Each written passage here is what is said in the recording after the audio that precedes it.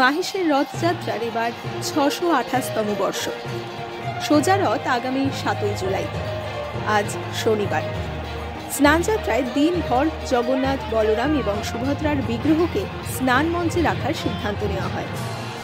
অন্যান্য বছর স্নানের পরেই ৩ বিগ্রহকে মন্দিরের গর্ভগৃহে নিয়ে যাওয়া হয়। এবার মোক্ষযোগ, আর মোক্ষযোগ থাকায় দিনভর ৩ বিগ্রহকে স্নান মঞ্চেই রাখা হয়। এর আগে স্নানযাত্রায় মোক্ষযোগ ছিল ১৯৭৭ সালে, অর্থাৎ ৪৭ বছর আগে। সেবার দেবতাদের স্নান শুরু করা হয়েছিল সকাল ৬:৩০টায়। এবার স্নান শুরু হয় সকাল ৬টা থেকে ৬:২০ জগন্নাথ, বলরাম এবং সুভদ্রার বিগ্রহকে মন্দির সংলগ্ন স্নানপিড়ি মাঠে স্নান মঞ্চে নিয়ে গিয়ে ২৮ ঘড়া গঙ্গা জল এবং ১.৫ মণ দুধ দিয়ে স্নান করানো হয়।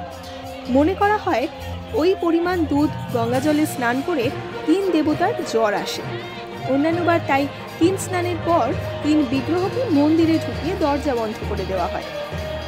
কবিরা জেনে মন্দির বন্ধ রেখে সেবা শুশ্রূষার পরে তারা সুস্থ হন। যদিও মন্দির কমিটির পক্ষ থেকে জানানো হয় এবার স্নানযাত্রার মোক্ষযোগ রয়েছে, সেই কারণেই জগন্নাথ, বলরাম, সুভদ্রাকে দিনভর স্নান মঞ্চেই রাখার সিদ্ধান্ত নেওয়া হয়েছে। ভক্তদের দর্শনের জন্যই এই সিদ্ধান্ত। দিনভর পুজো, ভোগ নিবেদন আজ সেখানেই হবে। সেই মতো স্নান মঞ্চে এবং মাঠে হয়েছে আয়োজনও।